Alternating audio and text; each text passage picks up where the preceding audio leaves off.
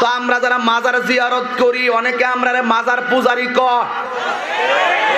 কোরআন হাদিসের দলিলের বাইরে যত মাজার আছে সব মাজার ভেঙে গুড়িয়ে দাও। কোরআন হাদিসের বাইরে যত পীরের খানকা আছে সব পীরের খানকা আগুন দিয়ে জ্বালিয়ে দাও। সাফার দাঁত ফলাইতে মুদের দিস করে দিলাম। কিসের মাজার পূজারি কথা আমাদেরকে বিয়াদবের দল। আমরা সুন্নিরা মাজার পূজা করি না, আমরা সুন্নিরা মাজার জিয়ারত করে ডেকে না বানাও। কিসের তুই পূজা করছ, কিসের বন্ড বলস, আমাদেরকে কিসের বন্ড বলো? যারা আহলে হাদিস আছো তোমাদের আকীদা মাজার ভেঙে দাও, যারা দেওবন্দি আছো তোমাদের আকীদা মাজার ভেঙে দাও। সুন্নিদের আকীদা হলো মাজার বানাও। খাজা মঈনুদ্দিন চিশতি রাহমাতুল্লাহ আলাইহির মাজার বানা কতদিন হলো? 700 750 বছর হলো। কত হলো? তো 700 750 বছর পূর্বে খাজা মঈনুদ্দিন চিশতির মাজারের উপরে গুম্বাদ তৈরি করনেওয়ালা কোন ওয়াহাবি লামাযহাবি ছিল না, বরেলি সুন্নি মুসলমান ছিল। জোরে বলতে হবে সুবহানাল্লাহ। গৌসে সামদানি, কুতবে রব্বানি, মাহবুবে সুবহানি, বড় পীর আব্দুল কাদের জিলানীর মাজারের উপরে গুম্বাদ 800 850 বছর পূর্বে তৈরি করা হয়েছে। তখন কোন লামাযহাবি ছিল না, কারণ লামাযহাবির আকীদা মাজার ভেঙে দিতে হবে, দেওবন্দির আকীদা মাজার ভেঙে দিতে হবে। কিন্তু যখন 750 বছর পূর্বে আজমির শরীফে যায় মাজার তৈরি করনেওয়ালা পাওয়া যায়, বাগদাদ শরীফে 950 বছর পূর্বে যায় মাজার তৈরি করনেওয়ালা পাওয়া যায়। ইমামে আজম আবু হানিফার বাগদাদ শরীফের মাটিতে ইরাকে তিনার মাজারের উপরে গুম্বাদ তৈরি করা হয়েছে 1000 বছর পূর্বে। স্বয়ং মুহাম্মদ রাসূলুল্লাহ মাজারের উপরে গুম্বাদ তৈরি করা হয়েছে 700-800 বছর পূর্বে। তো বোঝা গেল যে মাজার তৈরি করনেওয়ালা মুহাম্মদ রাসূলুল্লাহর জামানা থেকে চলে আসছে, মাজার ভাঙনেওয়ালা কালকে ইহুদি তৈরি করেছে। উঁচু মাজার দেখো ভেঙে মাটির সাথে গুড়িয়ে দাও। মাজারে আগরবাতি দেয়া যাবে? মোমবাতি। অনেক মাজারের উপরে লম্বা মশারি টাঙানো আছে না নাই? ওর বাবারে মশাই কামড়ায়। কত বড় ডাকাত! ওই আল্লাহর মাজার ভাঙা ষড়যন্ত্র করতেছে অনেকে। মাজার ভাঙা মোট ঠেঙ্গে নালা ভাঙা আমাদের এসে খাজা গরিবের আমাদের মাজার ভাঙার জন্য অনেকে মিশন নিছে। বাবা শাহজালালের মাজার ভাঙার জন্য মিশন নিছে।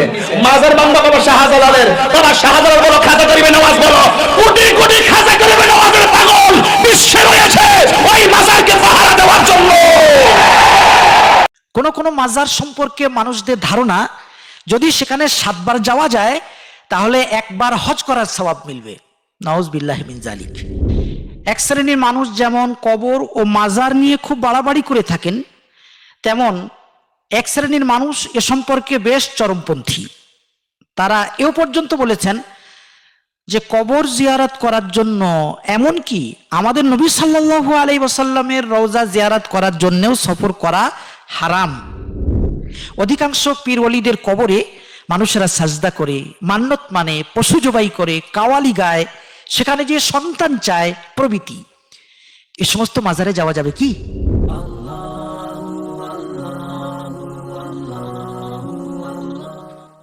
আলহামদুলিল্লাহি ওয়াহদাহু ওয়াসসালাতু ওয়াসসালামু আলা মান লা নাবিয়্যা বা'দাহু, আম্মা বা'দ। দর্শকবৃন্দ, আসসালামু আলাইকুম ওয়া রাহমাতুল্লাহি ওয়া বারাকাতুহু। আজ আমরা কবর ও মাজার সম্পর্কে কিছু কথা আলোচনা করব। সর্বপ্রথম মনে রাখা দরকার, এ বিষয়টি খুবই স্পর্শকাতর। কেননা এক শ্রেণীর মানুষ যেমন কবর ও মাজার নিয়ে খুব বাড়াবাড়ি করে থাকেন, তেমন এক শ্রেণীর মানুষ এ সম্পর্কে বেশ চরমপন্থী।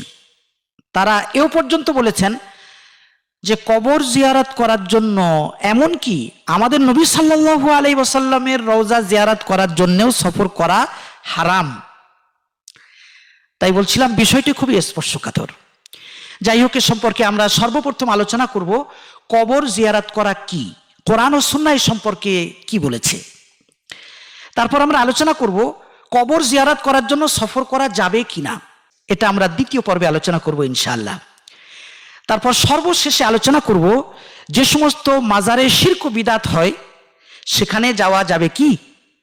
সর্বমোট মৌলিকভাবে এই 3টি বিষয়ের উপর আজ আলোকপাত করে আমরা আমাদের আলোচনা শেষ করব ইনশাআল্লাহুল আজিজ। প্রথম আলোচনা, কবর জিয়ারত করা কি। এ সম্পর্কে মনে রাখা দরকার, রাসূলুল্লাহ সাল্লাল্লাহু আলাইহি ওয়াসাল্লামের কওলি ও ফেইলি উভয় রকম হাদিস দ্বারা কবর জিয়ারত করা প্রমাণিত। কওলি হাদিস মানে রাসূলুল্লাহ সাল্লাল্লাহু আলাইহি ওয়াসাল্লামের বাণী, আর ফেইলি হাদিস মানে তার আমল। রাসূলুল্লাহ সাল্লাল্লাহু আলাইহি ওয়াসাল্লামের বাণী দ্বারা ও তার আমল দ্বারা কবর জিয়ারত করা প্রমাণিত। অতএব এটা মুস্তাহাব, এটাই হচ্ছে ফতোয়া। যেমন আমরা একটি হাদিস লক্ষ্য করতে পারি, আন ইবনে বুরাইদাতা আন আবিহি আন্নাহু ক্বালা ক্বালা রাসূলুল্লাহ সাল্লাল্লাহু আলাইহি ওয়াসাল্লাম নাহাইতুকুম আন জিয়ারাতিল কুবুরি ফাজুরুহা ফি রিওয়ায়াতি আবি দাউদ ফা ইন্না ফি জিয়ারাতিহা তাযকিরাতান। বুরাইদা আসলামী রাদিয়াল্লাহু তাআলা আনহু থেকে বর্ণিত, রাসূলুল্লাহ সাল্লাল্লাহু আলাইহি ওয়াসাল্লাম বলেছেন, আমি তোমাদেরকে একসময় কবর জিয়ারত করতে নিষেধ করেছিলাম, এখন তোমরা কবর জিয়ারত করো, কেননা কবর জিয়ারত করার মধ্যে রয়েছে নসিহাত, অর্থাৎ কবর জিয়ারত করলে আখিরাত ইয়াদ আসে, মৃত্যুর কথা স্মরণ আসে, মন নরম হয়, চোখে পানি চলে আসে প্রভৃতি। এটা সহিহ মুসলিমের 2150 নম্বর ও 5008 নম্বর হাদিস, সুনানে নাসাই 2032 ও 5652 নম্বর হাদিস, সুনানে আবু দাউদের 3235 ও 3698 নম্বর হাদিস, সহিহ হাদিস।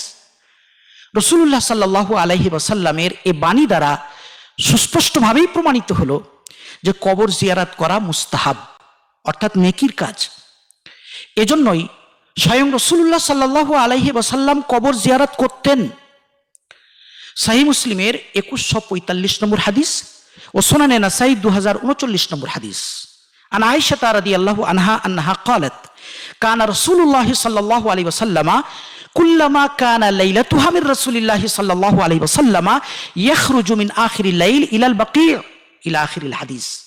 উম্মুল মুমিনিন আয়েশা রাদিয়াল্লাহু তাআলা আনহা থেকে বর্ণিত, নবী সাল্লাল্লাহু আলাইহি ওয়াসাল্লামের অভ্যাস ছিল, যেদিন আয়েশা রাদিয়াল্লাহু তাআলা আনহার কাছে রাত্রি যাপনের পালা আসতো, রাসূলুল্লাহ সাল্লাল্লাহু আলাইহি ওয়াসাল্লাম সেদিন রাতের শেষ ভাগে মদিনার বাকি নামক কবরস্থানে চলে যেতেন। হাদিসের শেষাংশে লেখা আছে, তিনি সেখানে যেয়ে আসসালামু আলাইকুম বলে কবরওয়ালাদেরকে সালাম করতেন এবং তাদের জন্য দোয়া ইস্তেগফার করতেন। যাই হোক, রাসূলুল্লাহ সাল্লাল্লাহু আলাইহি ওয়াসাল্লামের এ আমল দ্বারা সুস্পষ্টভাবে প্রমাণিত হলো যে কবর জিয়ারত করাটা মুস্তাহাব, নেকির কাজ, এটাই ফতোয়া। এরপর আমরা বিষয়বস্তুর দ্বিতীয় পর্ব শুরু করছি। কবর জিয়ারত করার জন্য সফর করা কি?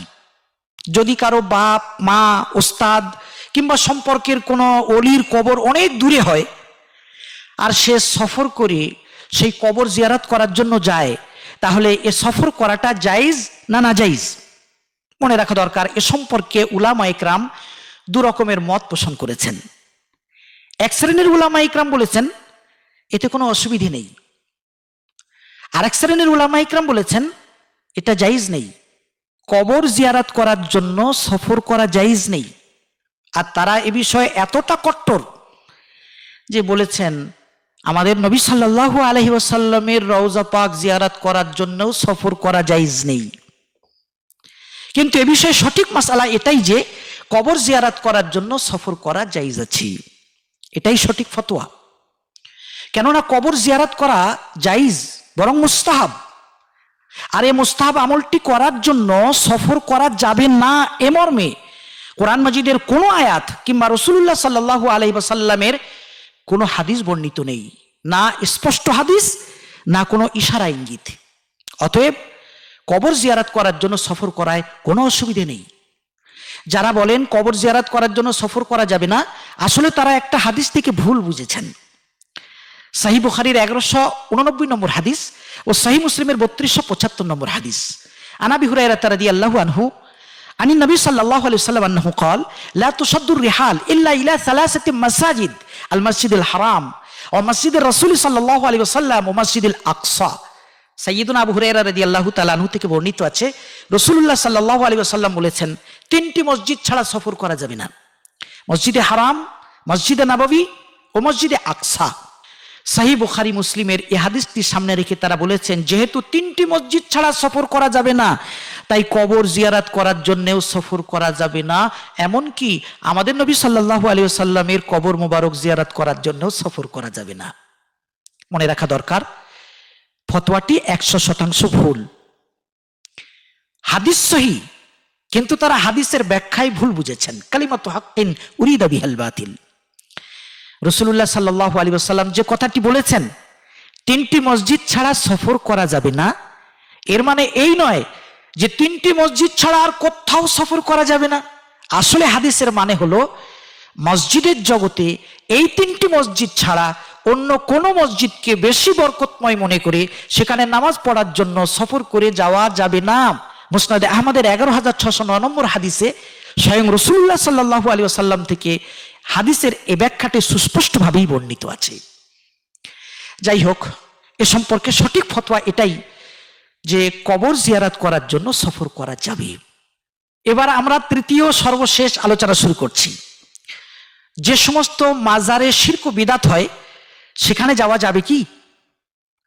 কোন মাজার সম্পর্কে মানুষদের ধারণা যদি সেখানে 7 বার যাওয়া যায় তাহলে 1 বার হজ করার সওয়াব মিলবে।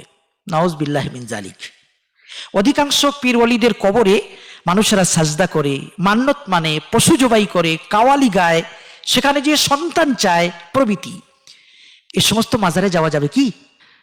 এ সম্পর্কে সার ও সংক্ষিপ্ত ফতোয়া এই যে সমস্ত মাজারে শিরক ও বিদআতের পরিবেশ গড়ে উঠেছে সেখানে শিরক ও বিদআতের পরিবেশ থাকাকালীন যাওয়া নাজাইজ। সেখানে যে নিজে শিরক ও বিদআত না করলেও শিরক ও বিদআতের পরিবেশ থাকাকালীন যাওয়া যাবে না। হ্যাঁ, শিরক ও বিদআত মুক্ত পরিবেশ থাকাকালীন সেখানে যাওয়ায় কোনো আপত্তি নেই, কেননা কবর জিয়ারত করা তো জায়েজ, বরং মুস্তাহাব। ফতোয়াটি খুব ভালো করেই মনে রাখা দরকার। আবার বলছি, যে সমস্ত মাজারে শিরক ও বিদআতের পরিবেশ গড়ে উঠেছে সেখানে শিরক ও বিদআতের পরিবেশ থাকাকালীন যাওয়া নাজাইজ। সেখানে যে নিজে শিরক ও বিদআত না করলেও শিরক ও বিদআতের পরিবেশ থাকাকালীন যাওয়া যাবে না।